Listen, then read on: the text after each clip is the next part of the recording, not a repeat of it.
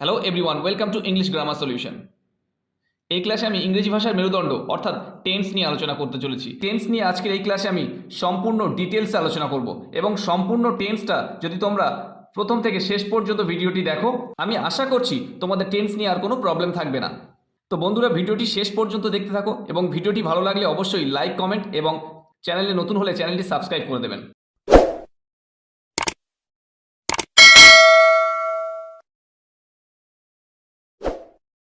So let's get started. Tense কি? Tense মানে হলো কাল, অর্থাৎ ক্রিয়াটি কোন সময়ে সংঘটিত হচ্ছে সেই সময়কে উল্লেখ করে। আমরা জানি টেন্স সাধারণত তিন প্রকার: present, past, future. Present tense অর্থাৎ বর্তমানকাল, পাস্ট টেন্স অতীতকাল, future tense ভবিষ্যৎকাল।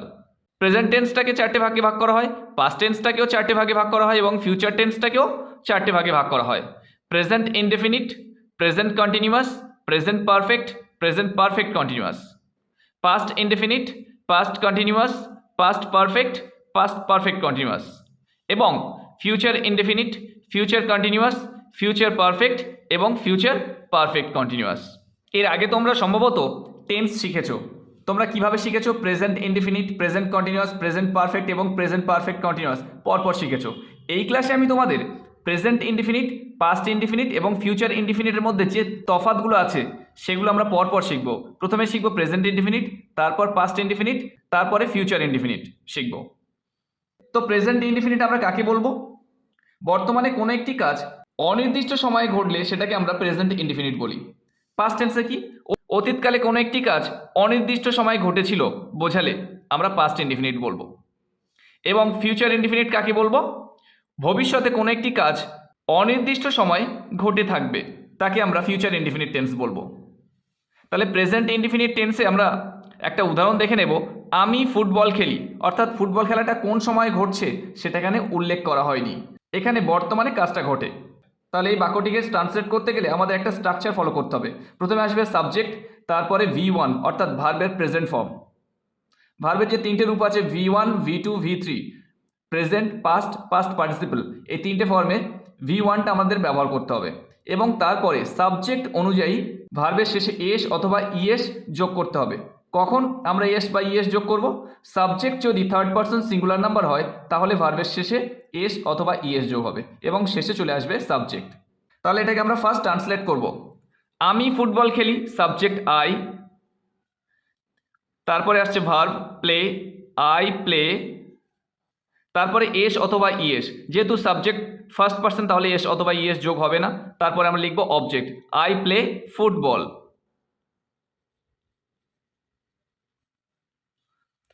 I play football, আমি ফুটবল খেলি। পাস্ট টেন্সে কেমন হচ্ছে? আমি ফুটবল খেলেছিলাম, অর্থাৎ অতীতকালে একটা কাজ অনির্দিষ্ট সময় হয়েছিল। তাহলে এখানে স্ট্রাকচারটা হলো subject plus V2 plus object. খুবই সিম্পল। প্রথমে আসছে আই, সাবজেক্ট আই, তারপর V2, খেলেছিলাম প্লেড, আই প্লেড, আমি খেলেছিলাম ফুটবল।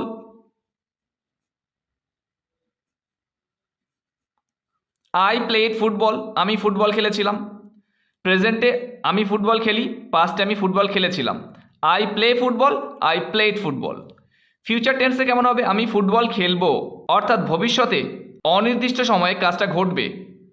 এর জন্য যে স্ট্রাকচারটা আমাদের ফলো করতে হবে, প্রথমে আসছে সাবজেক্ট, তারপরে শ্যাল উইল, তারপরে ভার্বের প্রেজেন্ট ফর্ম V1, তারপরে শেষে আসছে অবজেক্ট। তাহলে এটাকে আমরা ট্রান্সলেট করব যখন, প্রথমে আসছে সাবজেক্ট আই, তারপরে শ্যাল অথবা উইলের একটা বসবে। শ্যাল অথবা উইল আমরা কোনটা ব্যবহার করব? আমরা জানি একমাত্র আই এর পরে শ্যাল ব্যবহার হয় এবং বাকি সমস্ত সাবজেক্টের পরে উইল ব্যবহার করতে পারো। তো আই শ্যাল, তারপরে আসছে V1 play, I shall play, তারপরে object football, I shall play football. তাহলে প্রেজেন্ট ইনডিফিনিট, পাস্ট ইনডিফিনিট এবং ফিউচার ইনডিফিনিটে টেন্সটা কেমন হলো? আমি ফুটবল খেলি, আমি ফুটবল খেলেছিলাম, আমি ফুটবল খেলবো। I play football, I played football, I shall play football. এরপরে আমরা চলে আসছি প্রেজেন্ট কন্টিনিউয়াস, পাস্ট কন্টিনিউয়াস এবং ফিউচার কন্টিনিউয়াসে। প্রেজেন্ট কন্টিনিউয়াস টেন্স কাকে বলে? বর্তমানে কোনো একটি কাজ চলছে অর্থাৎ রানিং অবস্থায় আছে এরকম বোঝালে ক্রিয়ার সেই রূপটাকে আমরা বলি প্রেজেন্ট কন্টিনিউয়াস টেন্স। যেমন সে স্কুলে যাচ্ছে, অর্থাৎ তার স্কুলে যাওয়ার কাজটা চলছে। তাহলে এই যে বাক্যটা আছে, এই বাক্যকে ট্রান্সলেট করতে আমাদের যে স্ট্রাকচারটা ফলো করতে হবে সেটা হলো, প্রথমে আসছে সাবজেক্ট, তারপরে সাবজেক্টের পরে অ্যাম ইজ আর, তারপরে V1, তার সাথে যুক্ত হচ্ছে আইএনজি, অর্থাৎ ভার্বের সঙ্গে আমরা আইএনজি যুক্ত করব, এবং শেষে আসছে অবজেক্ট। তাহলে এটাকে এখন ট্রান্সলেট করা যাক। সে স্কুলে যাচ্ছে, হি। তারপরে আসছে এম ইজ অথবা আর। এম ইজ আর এর ব্যবহার আমাদের জানতে হবে। এম ইজ আর কোথায় ব্যবহার হয়? একমাত্র সাবজেক্ট আই এর পরে এম ব্যবহার হয়, এবং হি, শি, ইট অর্থাৎ subject third person singular number হলে ইজ ব্যবহার হবে, এবং বাকি সমস্ত সাবজেক্টের পরে আর ব্যবহার হবে। তাহলে he third person singular number, সেই জন্য আমরা ইজ ব্যবহার করব। হি ইজ যাচ্ছে, গো তার সঙ্গে যুক্ত হবে ING, going. He is going, সে যাচ্ছে কোথায়? স্কুলে। To school. He is going to school, সে স্কুলে যাচ্ছে। পাস্ট টেন্সে কেমন হলো? সে স্কুলে যাচ্ছিল। আর ফিউচারে কেমন? সে স্কুলে যেতে থাকবে। তাহলে সে স্কুলে যাচ্ছিল, অতীতকালে কোনো একটি কাজ চলছিল বোঝাচ্ছে। তাহলে এর জন্য যে স্ট্রাকচারটা ফলো করতে হবে, subject was were, V1 plus ING plus object. তাহলে সাবজেক্টের পরে ওয়াজ ওয়্যার। প্রেজেন্ট কন্টিনিউয়াসে সাবজেক্টের পরে অ্যাম ইজ আর ছিল, পাস্ট কন্টিনিউয়াসে সাবজেক্টের পরে ওয়াজ ওয়্যার। বাকি সব সেম। তাহলে প্রথমে আসছে হি, তারপরে ওয়াজ, হি ওয়াজ, তারপরে আসছে going to school, he was going to school, সে স্কুলে যাচ্ছিল। আর ফিউচার টেন্সে কেমন হবে? সে স্কুলে যেতে থাকবে, অর্থাৎ অতীতকালে তার কাজটা চলতে থাকবে। তাহলে প্রথমে আসছে সাবজেক্ট, তারপরে শ্যাল উইল, তারপরে বি, তারপরে আসছে V1 plus ING plus object, অর্থাৎ সাবজেক্টের পরে শ্যাল অথবা উইলের একটা বসবে, তার সাথে যুক্ত হচ্ছে বি, বা আমরা বলতে পারি শ্যাল বি অথবা উইল বি, এবং তারপরে ভার্বের সঙ্গে আইএনজি যুক্ত হবে। হি উইল বি। আচ্ছা, উইল বি কেন ব্যবহার হবে? একমাত্র আই এবং উই এর পরে শ্যাল ব্যবহার হয়, এবং বাকি সমস্ত সাবজেক্টের পরে উইল ব্যবহার করতে পারো। He will be going to school. তাহলে বাক্যগুলো কেমন হলো? সে স্কুলে যাচ্ছে, he is going to school. সে স্কুলে যাচ্ছিল, he was going to school. সে স্কুলে যেতে থাকবে, he will be going to school. এরপরে চলে আসছি পারফেক্ট টেন্সে। প্রেজেন্ট পারফেক্ট, পাস্ট পারফেক্ট এবং ফিউচার পারফেক্টে চলে আসছি। প্রথমে আমরা আসছি present perfect. Present perfect tense কাকে বলে? বর্তমানকালে কোনো একটি কাজ সবেমাত্র সম্পন্ন হয়েছে বা শেষ হয়েছে এমন বোঝালে ক্রিয়াপদের সেই রূপটাকে আমরা বলি প্রেজেন্ট পারফেক্ট টেন্স। যেমন আমি কাজটি করেছি, অর্থাৎ আমার কাজটি করা সবেমাত্র শেষ হয়েছে। তাহলে এর জন্য আমরা এই স্ট্রাকচারটা ফলো করব, subject plus has have plus V3 plus object. তাহলে সাবজেক্টের পরে হ্যাজ অথবা হ্যাভ হবে, এবং ভার্বের থার্ড ফর্ম ব্যবহার হবে। অর্থাৎ পারফেক্ট টেন্সে প্রত্যেকটা পারফেক্ট টেন্স আমরা V3 ব্যবহার করব, সমস্ত পারফেক্ট টেন্স আমরা V3 ব্যবহার করব। আমি কাজটি করেছি, আই হ্যাভ। তো আগে আমাদের জানতে হবে হ্যাভ এবং হ্যাজ কোথায় ব্যবহার হয়। Subject third person singular number হলে আমরা হ্যাজ ব্যবহার করব, এবং বাকি সব ক্ষেত্রে হ্যাভ ব্যবহার করব। আই হ্যাভ ডান, করেছি, করা ইংরেজি ডু, ডু এর third form do, did, done, done. I have done the work, I have done the work বা I have done the job. Past পারফেক্টটা কেমন হয়? তুমি আসিবার পূর্বে আমি কাজটি করেছিলাম, অর্থাৎ পাস্ট পারফেক্ট টেন্সে দুটো কাজ ঘটেছিল। এখানে প্রথমে যে কাজটা ঘটেছে, আমি কাজটি করেছিলাম, এইটাকে দিয়ে আমাদের ট্রান্সলেট করতে হবে, এবং এটাই হবে পাস্ট পারফেক্ট টেন্স। আমি কাজটি করেছিলাম, এর জন্য আমাদের স্ট্রাকচারটা হলো subject plus had plus V3, তারপরে আসছে অবজেক্ট, তারপরে বিফোর, এবং বাকি অংশটুকু বিফোরের পরে আসবে।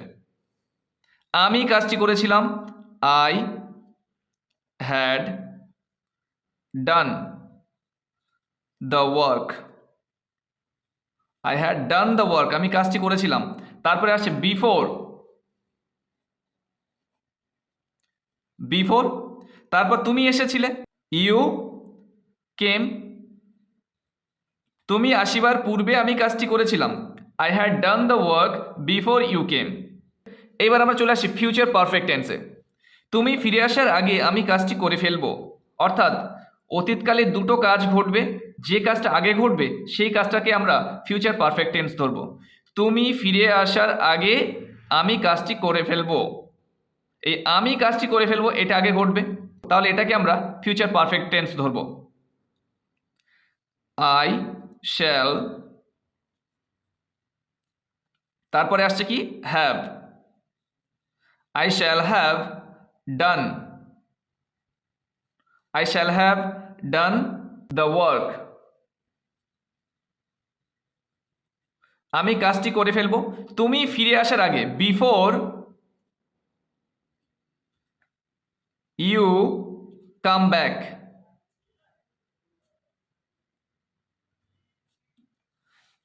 তুমি ফিরে আসার আগে আমি কাজটি করে ফেলবো, I shall have done the work before you come back. এরপরে আমরা চলে আসছি পারফেক্ট কন্টিনিউয়াস টেন্সে। Present perfect continuous, past perfect continuous এবং ফিউচার পারফেক্ট কন্টিনিউয়াসে আমরা চলে আসছি। তো প্রেজেন্ট পারফেক্ট কন্টিনিউয়াস কাকে বলে? বর্তমানকালে কোনো একটি কাজ কিছু সময় ধরে চলে আসছে, অর্থাৎ অতীতে শুরু হয়েছে এবং বর্তমানে চলছে এবং ভবিষ্যতে চলার সম্ভাবনা আছে, এমন বোঝালে ক্রিয়াপদের যে রূপ আমরা পাই সেইটাকে আমরা বলছি প্রেজেন্ট পারফেক্ট কন্টিনিউয়াস টেন্স। যেমন আমি 2 ঘন্টা যাবৎ বইটি পড়িতেছি, অর্থাৎ 2 ঘন্টা আগে আমার বই পড়া শুরু হয়েছে এবং এখন চলছে এবং ভবিষ্যতে চলতে পারে। পাস্ট পারফেক্ট কন্টিনিউয়াসে কেমন আসবে? শিক্ষক আসিবার পূর্বে আমি 2 ঘন্টা যাবৎ বইটি পড়িতেছিলাম, অর্থাৎ অতীতকালে দুটো কাজ ঘটছিল, দুটো কাজের মধ্যে যেটা আগে থেকে ঘটে চলেছিল সেই টেন্সটাকে আমরা ধরবো পাস্ট পারফেক্ট কন্টিনিউয়াস টেন্স। এবং ফিউচার পারফেক্ট কন্টিনিউয়াস টেন্সে কেমন আসে? শিক্ষক আসিবার পূর্বে আমি বইটি পড়িতে থাকিব, এখানেও দুটো কাজ ঘটবে, অর্থাৎ শিক্ষক মহাশয় আসবে এবং আমি বইটা পড়তে থাকব, এই দুটোর মধ্যে যে কাজটা আগে ঘটবে সেটাকে আমরা ফিউচার পারফেক্ট কন্টিনিউয়াস টেন্স ধরবো। পারফেক্ট টেন্সে সেন্টেন্স গঠন করার জন্য আমাদের যে স্ট্রাকচারটা ফলো করতে হবে, প্রথমে আসছে সাবজেক্ট, তারপরে হ্যাভ হ্যাজ, তারপরে বিন, তারপর V1 এবং ভার্বের সঙ্গে আইএনজি যুক্ত হবে এবং তারপরে আসছে অবজেক্ট, তারপরে আমরা ব্যবহার করব সিন্স অথবা ফর।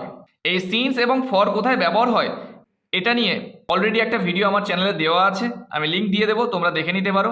যদিও সিন্স এবং ফর খুব ইম্পর্টেন্ট একটা টপিকস, তোমরা ভিডিওটি দেখে নিতে পারো। তো আমি 2 ঘন্টা যাবৎ বইটি পড়িতেছি, তো প্রথমে সাবজেক্ট আসছে I have bin, I have been reading. I have been reading the book. I have been reading the book. আমি বইটি পড়িতেছি 2 ঘন্টা ধরে বা 2 ঘন্টা যাবত, for 2 hours। আচ্ছা, এখানে সিন্স না ব্যবহার করে আমরা ফর ব্যবহার করলাম কেন? যখন কাজের মোট সময় বলে দেবে আমরা ফর ব্যবহার করব এবং কাজের শুরুর সময়টা বলে দিলে আমরা সিন্স ব্যবহার করব। যেহেতু এখানে 2 ঘন্টা অর্থাৎ মোট সময়টা এখানে উল্লেখ করছে, সেজন্য আমরা ফর ব্যবহার করেছি। আমি 2 ঘন্টা যাবৎ বইটি পড়িতেছি, I have been reading the book for 2 hours. এরপরে আমরা চলে আসছি পাস্ট পারফেক্ট কন্টিনিউয়াস। শিক্ষক আসিবার পূর্বে আমি 2 ঘন্টা যাবৎ বইটি পড়িতেছিলাম, অর্থাৎ অতীতকালে দুটো কাজ চলছিল। এই যে শিক্ষক আসিবার পূর্বে, শিক্ষক এসেছিল একটা কাজ, আমি 2 ঘন্টা যাবৎ বইটি পড়িতেছিলাম এটা একটা কাজ। এই যে আমি 2 ঘন্টা যাবৎ বইটি পড়িতেছিলাম এটাকে আমরা পাস্ট পারফেক্ট কন্টিনিউয়াস টেন্স ধরবো। তো এর জন্য স্ট্রাকচারটি হলো subject plus had been plus V1 plus ING plus object plus since অথবা ফর প্লাস বিফোর। তাহলে আমি 2 ঘন্টা যাবৎ বইটি পড়িতেছিলাম, আই হ্যাড বিন রিডিং, ভার্বের সঙ্গে আইএনজি যুক্ত হয়ে গেল, I had been reading the book for 2 hours.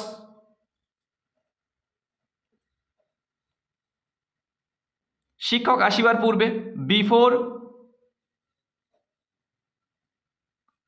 The teacher came.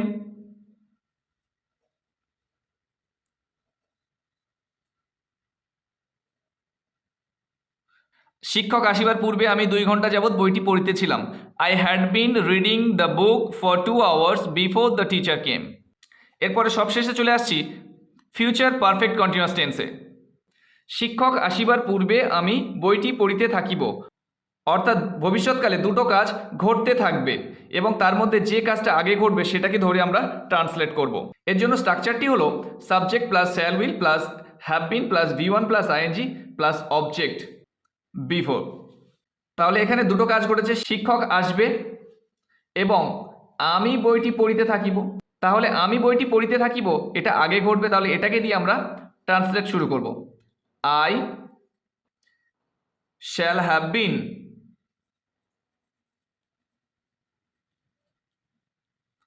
I shall have been reading.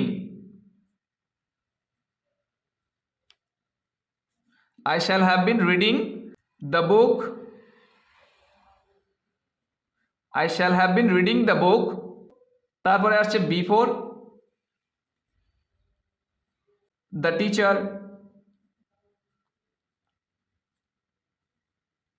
come অথবা will come। তো বন্ধুরা, ক্লাসটি কেমন লাগলো কমেন্টে জানাও, আর ভিডিওটি শেষ পর্যন্ত দেখার জন্য অনেক ধন্যবাদ।